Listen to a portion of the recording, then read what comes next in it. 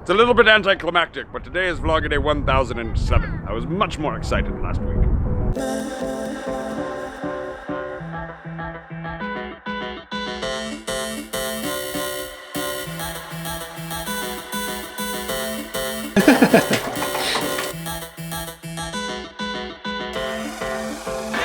Good morning and welcome to another beautiful day in Paris. Today is my 7th day of the 20 and 20, which means we are in the 7th Arrondissement. Gonna swing around again. The 7th Arrondissement is famous. Not in and of itself, you might not know it by its number, but you know it by its tallest monument, and it is the tallest monument in all of Paris, if not the most visited monument in all of Paris, the Eiffel Tower. I'm gonna be going under it. Prashant's with me if you haven't seen him swinging through the background yet. And we're gonna wander down the Champ de Mars, which is the famous garden that runs behind the Eiffel Tower all the way to the École Militaire, or the military school. And of course we gotta get ourselves a breakfast burrito at Zia because that's all I can think about.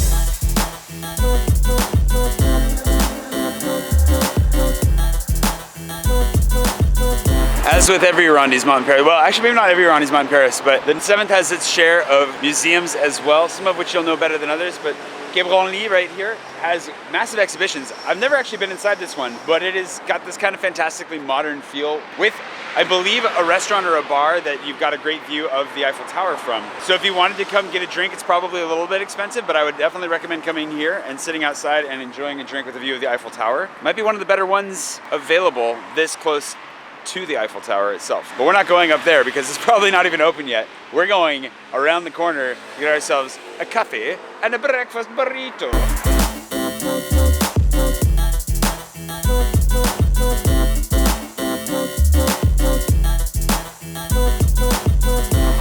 The Champ de Mars, or the Fields of Mars, the god of war, were a training ground back in the day for the French military, and now are a training ground for your palate. It's a great place to come, have a picnic, wander around. The grass is open finally. Usually different sections are under repair, but right now if you look over here, it's all open. You can come sit, watch the Eiffel Tower sparkle. Bring your own, drinks and such, because you can. There are guys that are walking around that'll sell you a bottle of wine and you can negotiate, but you won't get a very good deal from them. Unless you're a particularly good negotiator. I've definitely walked away with a couple of good deals over the years, but I've also seen people make some really, really terrible deals. This is also where I started my 1000th vlog of the day, and if you didn't realize it in that video, it was Oliver and Lena on the scooter that had the #1, just in case you missed that part.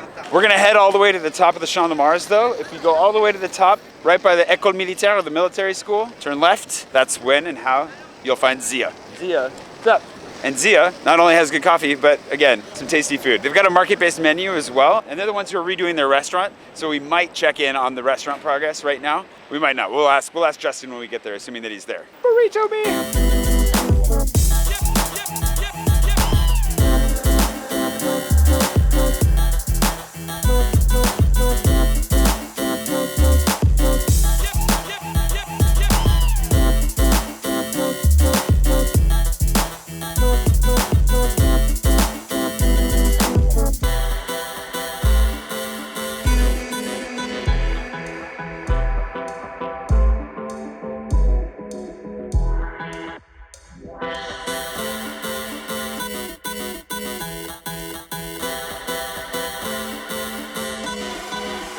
Voila!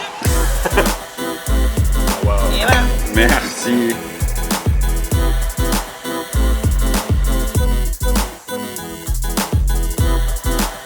Breakfast burrito consumed, and I found Justin at the last minute. We're gonna go check out the restaurant, see how that update is going for those of you that are interested in the restaurant progress. And I'm just a happy camper post burritos.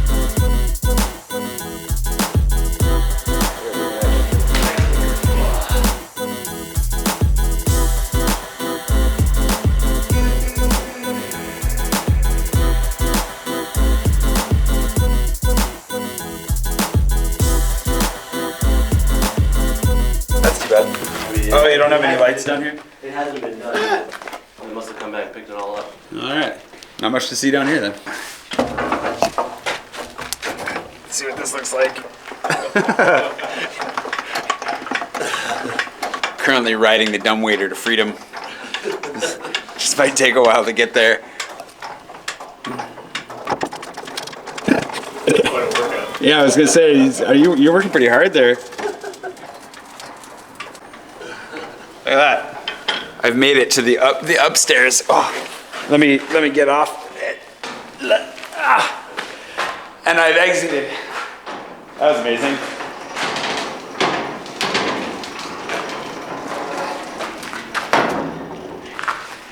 If you come eat at Justin's restaurant once it's finished, I'm pretty sure you will not get the elevator service. Life goals. For those of you who aren't necessarily tracking, Justin owns Zia, where we were just at, and this is going to be his new restaurant that he is currently in the process of redesigning and putting together. And they finished the demo, and this place looks really different and really good so far. So it's exciting. So if you want to, when are you hoping to have you open by? By September, hopefully. So if you're coming in the fall, don't worry, we'll keep you up to date with the progress of the restaurant as we go.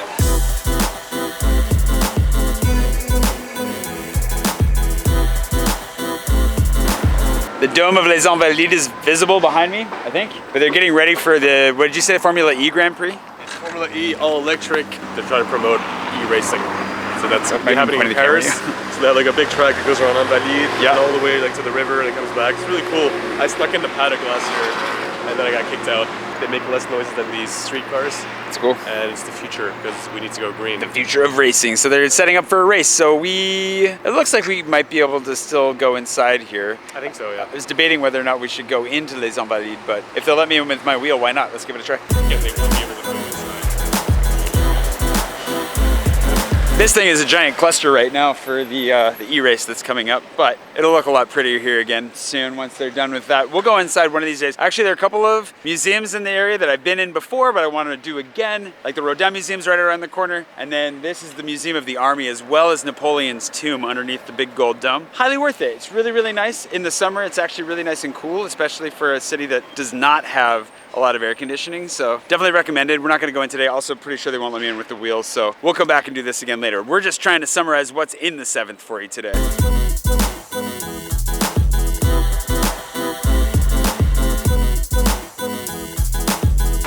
The Rodin Museum is one of my favorite museums in the whole city, if not, I don't know if it's my favorite museum. It's very small. It has an indoor and an outdoor component. There are some Van Gogh paintings inside even, just to mix things up. Very, very worth it. I've done a couple videos there before. I'll probably come back and do another one again just because I like it so much. Very worth it. The other thing to know, the museums aren't really that expensive to get into, but this is a more expensive neighborhood. So if you're gonna eat, have anything to drink here, it is gonna be a little bit pricier, so just so you know. And there is a cafe in the Rodin Museum. Not as good as the places that we're gonna be going to, but definitely it'll scratch that itch if you've got it.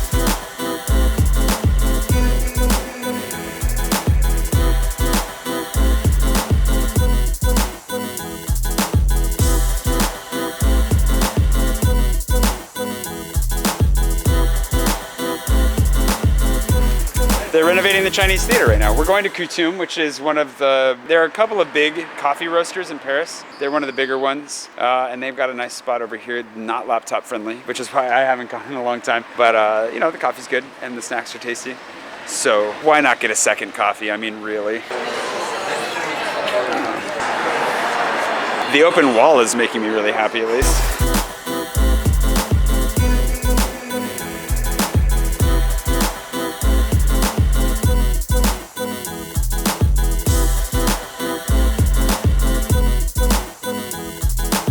I haven't been in here in a long time. It's a really nice location though. This is a great spot to sit and chill. More than oh, they're allowing laptops in the back now? What? Okay, so maybe they're a little bit more laptop friendly than they used to be. You were saying that you had a story here, like this is what kind of got you into coffee. Yeah, so actually it was back in 2012 or 13. I was coming back from a trip in India, and my friend Lacey is roasting in Coutume. And the roaster used to be here.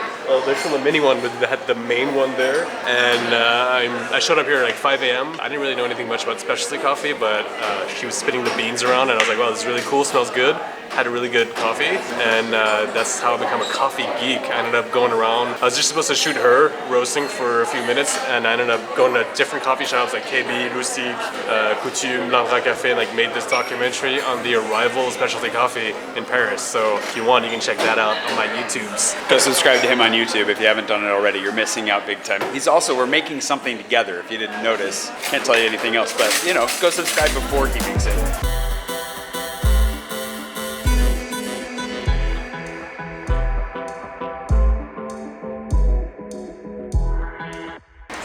On the other side of Les Invalides from the river, it's this really long park. There's some barnyard animals we'll show you out here that they put out in the spring, which is pretty great. This is definitely an underrated park. It's very quiet, very calm. You'll see some students here. If you want to come have a picnic where there aren't a lot of tourists, just the other side of Invalides. And when I say other side, I mean from the river. Bernaz.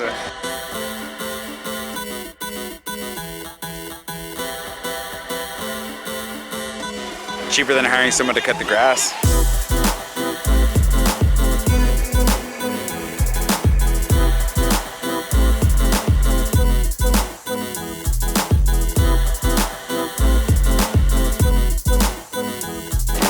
One of the other unsung benefits of the 7th, something that makes this neighborhood well worth visiting, even though I would say there's not a lot of food or good coffee or good places to have a drink, it is beautiful, it is calm, and it's loaded with tons and tons of awesome shots of the Eiffel Tower. So if you want to come get really, really nice contextual shots of the Eiffel Tower, down long streets, boulevards, the market that we just shot at, whatever it is, this is the neighborhood that's going to get you the Eiffel Tower shot of your dreams. So come to the 7th for that.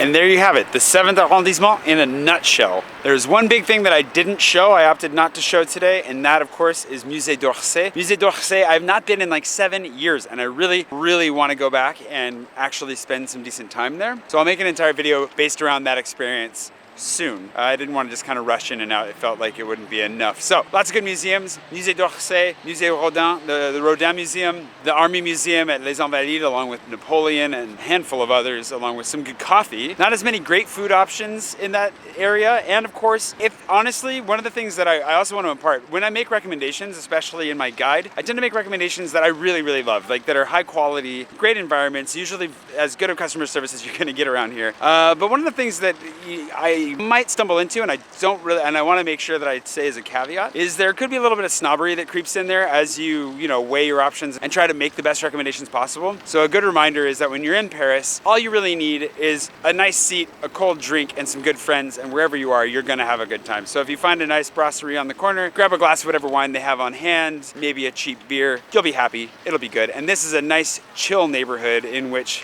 to spend some time with friends or family and just enjoy a sunny day and have a nice cold drink. Anywho, that'll do it for me today. I hope you're having a wonderful day wherever it is you are. Join me again tomorrow for the 8th day of my 20 in 20 when we are in the 8th Arrondissement. And I'll see you bright and early tomorrow morning for that.